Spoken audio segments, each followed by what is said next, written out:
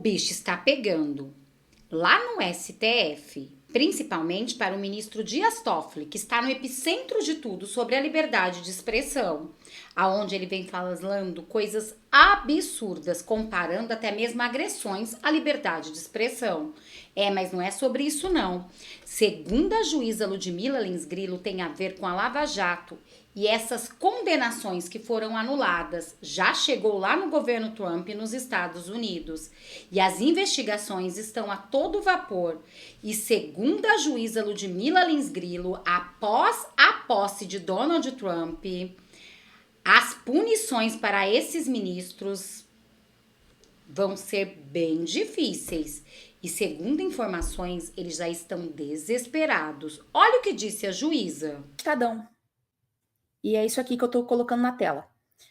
Caso de corrupção da Lava Jato que se espalhou pela América Latina está se desfazendo. Operação Lava Jato, que começou no Brasil, revelou um esquema de corrupção que se estendeu por pelo menos 12 países. STF reverteu grande parte do seu impacto. Então, o New York Times está descobrindo aqui e está mostrando para o mundo que o STF está sendo um fator de incremento da corrupção no Brasil, pelo fato de não ter colocado freio nas corrupções que a Lava Jato estava freando. Então, o STF, a partir do momento em que reverte essas condenações, o mundo passa a enxergar o STF como um fator de incremento da corrupção no país. É isso que está acontecendo. E essa reportagem do New York Times jogou luzes nisso. Em decisões ao longo do último ano, a maioria decorrente de questionamentos legais de pessoas que afirmam ter sido tratadas injustamente, o tribunal desfez casos, o STF, desfez casos em que políticos seniores e executivos de empresas se declararam culpados. Então aí o New York Times está dizendo, olha, apesar desse povo ter se declarado culpado, o STF reverteu essas condenações. Isso é inimaginável aqui nos Estados Unidos. Você está se declarando culpado e ainda assim a Suprema Corte vai lá e reverte, anula tudo. É um batom na cueca contra o STF, isso aqui. As decisões estão agora se espalhando pela América Latina, levando à anulação de pelo menos 115 condenações no Brasil, de acordo com grupos anticorrupção. As reversões também estão colocando em dúvida muitos outros casos no Panamá, Equador, Peru e Argentina, incluindo as condenações de vários ex-presidentes. As descobertas abalaram a paisagem política da América Latina, fechando empresas multinacionais e levando a bilhões de dólares em multas e centenas de condenações. Alguns dos políticos e executivos mais proeminentes da região foram enviados para a prisão, incluindo o presidente Lula do Brasil. Então, vocês sabem, né, que várias empresas pagaram milhões de dólares por corrupção. E agora, eu quero saber, vão devolver, né, com essas anulações, vão devolver o dinheiro para os corruptos? Seu desfazimento é agora uma conclusão sombria. New York Times chamando essas anulações da Lava Jato de decisões sombrias. Conclusão sombria para uma investigação que uma vez foi vista como uma mudança sísmica na América Latina, prometendo erradicar a corrupção sistêmica que havia corroído. Faltou alguma coisa aqui embaixo. Para alguns, a reversão é mais um exemplo da impunidade de que os poderosos desfrutam há muito tempo. Abre aspas.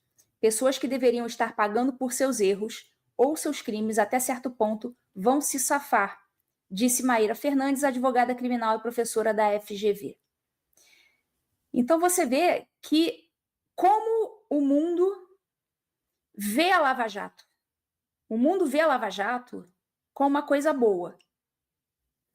E lembrem-se, isso aqui é o New York Times, uma mídia esquerdista. E mesmo uma mídia esquerdista vê a Lava Jato, que aconteceu no Brasil, como sendo uma coisa positiva. Eu nunca vi nenhum jornalista estrangeiro, né, gringo, criticando a Lava Jato.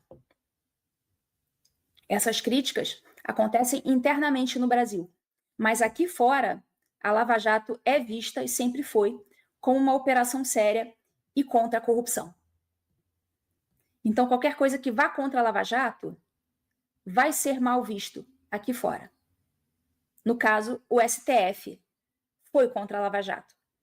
Então, isso é mais uma coisa, é mais um elemento para a gente jogar ali na sacolinha de absurdidades do STF perante o mundo. O que nos ajuda a mostrar, inclusive, o que é o STF e vai nos ajudar, obviamente, no governo Trump, que sabe de tudo isso aqui. Então, além de tudo que está acontecendo lá por parte do Alexandre de Moraes, ainda tem esse elemento aqui, que é um elemento forte da reversão das condenações da Lava Jato. Ao mesmo tempo, ela acrescentou, as reversões não são sem mérito.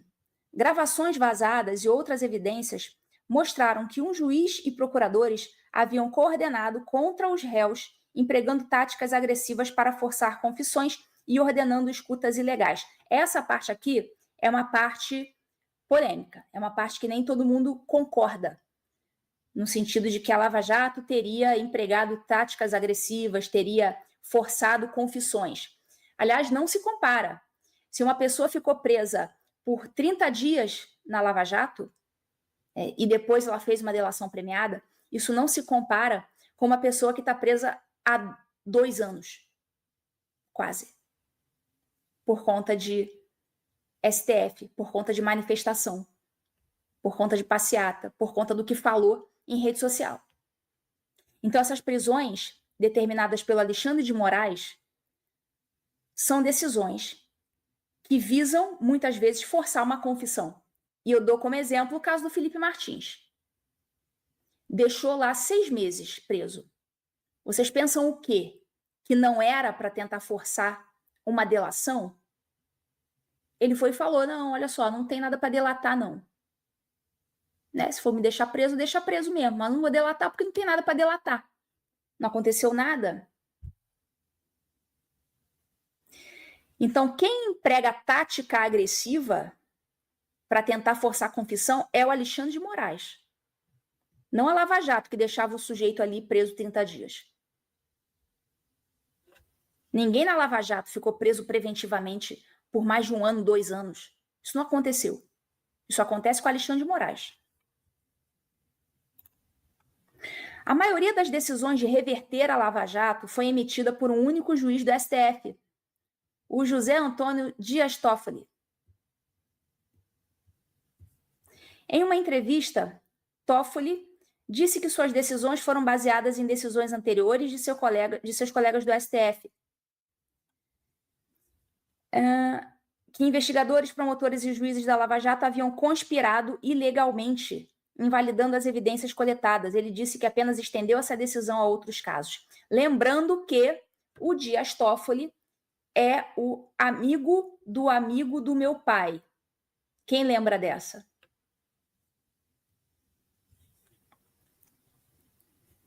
Ou seja, o Dias Toffoli, ele tem total interesse na Lava Jato. Já que um apelido muito curioso, né? Amigo do meu pai, foi utilizado para designá-lo. Então você vê que aqui o New York Times está dizendo para o mundo que esse cara aqui, que é um cara interessado na Lava Jato, foi o responsável pela maioria das decisões de reverter a Operação Lava Jato. Abre aspas para o Dias Toffoli. Evidências ilegais não podem ser usadas para condenar, disse ele. Fazemos isso com grande tristeza, acrescentou. É muita cara de pau, né? Fazemos isso com grande tristeza.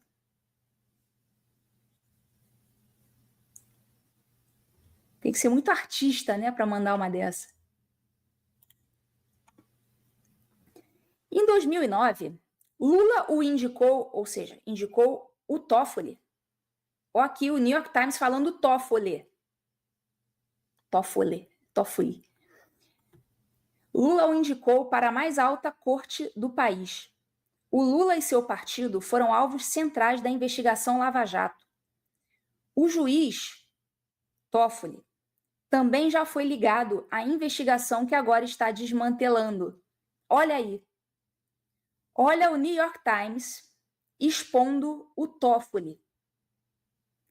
Em 2019, Marcelo Odebrecht, o executivo-chefe da Odebrecht, a gigante da construção brasileira, nomeou o juiz Toffoli em uma declaração à polícia sobre o esquema de corrupção da empresa, sugerindo que o juiz poderia ter desempenhado um papel de acordo com relatos da imprensa local. Poderia ter desempenhado um papel de acordo com relatos da imprensa local. Ele chamou a investigação de inquérito das fake news. E um de seus primeiros atos, um colega juiz ordenou que uma revista censurasse um artigo que ligava Toffoli à Lava Jato. Um colega juiz, leia-se, Alexandre de Moraes.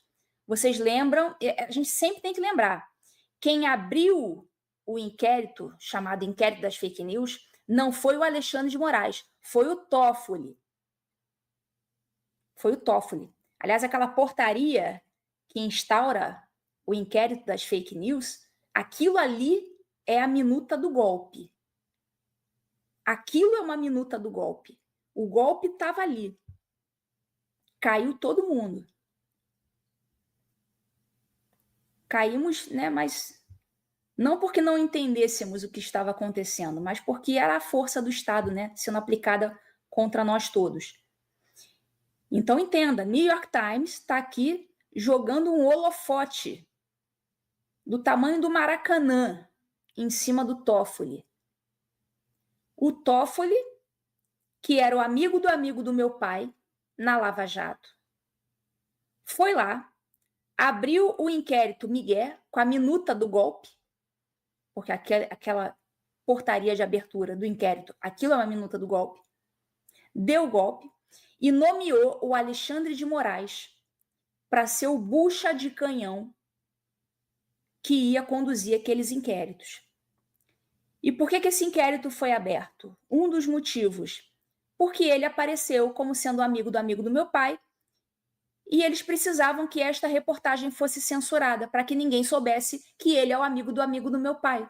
Não adiantou nada, porque todo mundo ficou sabendo do mesmo jeito.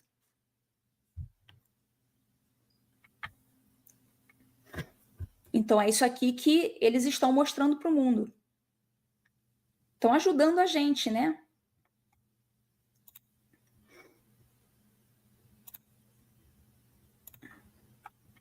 Em 2023, o STF decidiu que outros casos, além do de Lula, haviam sido contaminados pela conduta ilegal de investigadores, promotores e juízes. Toffoli, desde então, usou essa decisão como base para uma série de decisões abrangentes com implicações generalizadas. Enfim, jogou luzes ali. Tem outras partes aqui essa matéria, mas eu não vou ler tudo para a live não ficar muito grande. Eu só selecionei aqui alguns trechos para mostrar para vocês. Então, o que eu queria dizer aqui, mostrando essa matéria, é que isso muito nos ajuda, inclusive nessas ações que estão sendo tomadas aqui no Congresso americano. Isso muito nos ajuda, porque saindo no New York Times, é muito mais fácil para a gente aqui demonstrar para o gringo, americano especificamente, as arbitrariedades do STF. Facilita o nosso trabalho. É mais um elemento que a gente... Mas não é só isso não. Hoje não é dia de sorte desses ministros do STF. Eles que estão tentando de todas as maneiras prejudicar Bolsonaro. Mauro Cid acaba de revelar algo que tem deixado eles bem preocupados. No mínimo preocupados, né, gente? Porque isso muda tudo do que eles querem acusar Bolsonaro. E olhem essa notícia. Mauro Cid diz que advogado se confundiu ao falar de Bolsonaro. O tenente-coronel Mauro Cid, ex-ajudante de ordens do ex-presidente Jair Bolsonaro, disse que não tem como saber se Bolsonaro tinha conhecimento do plano para assassinar o presidente Luiz Inácio Lula da Silva do PT, o vice-presidente Geraldo Alckmin e o ministro Alexandre de Moraes. No Supremo Tribunal Federal, ele deu declarações na última quinta-feira, dia 5, durante o depoimento prestado à Polícia Federal. Cid foi intimada a prestar novos esclarecimentos sobre a suposta tentativa de golpe de Estado, que levou à abertura de um inquérito no qual ele e Bolsonaro estão entre os 37 indiciados. A PF quis mais informações do militar depois que o advogado dele, César Bittencourt, disse à Globo News que Bolsonaro tinha conhecimento do plano. Na mesma entrevista, porém, Bittencourt afirmou que não tinha se referido a um plano de morte. Fontes da PF indicaram que Bittencourt, que acompanhou o Cid no depoimento, teria confirmado que se confundiu. Mauro Cid reafirmou também na quinta-feira que não sabia dos planos para matar Lula, Alckmin e Moraes. As informações são do Infomoney. Bom, gente, essa história, pra mim, na minha humilde opinião, é história de carontinha, né? Como pode um plano desse que eles colocam, tudo querendo culpar Bolsonaro, tá parecendo mais uma novela mexicana. E já deu o que falar, mas agora com essa declaração de Mauro Cid, frustra todos os planos da esquerda e principalmente do ministro Alexandre de Moraes, que quer de qualquer maneira tirar Bolsonaro, porque assim ele não vai ser presidente em 2026. E eles sabem, né? Se Bolsonaro for presidente em 2026, se a maioria do Senado for de direita, a situação dos ministros vão ficar bem complicadas. Mas ao que tudo parece, o que disse a juíza vai ficar ainda mais complicada logo depois da posse de Donald Trump. Então, gente, acho que não vamos esperar até 2026, não, para ver tudo ser resolvido. Vai ser agora, a partir de 20 de janeiro, que está logo ali. Bom, este foi o React de agora. Muito obrigada a todos. Só não esquece de compartilhar, de curtir, de comentar. Folha Conservadora vai ficando por aqui. Agradeço a cada um de vocês. Desejo um dia mais que abençoado. Até nosso próximo React.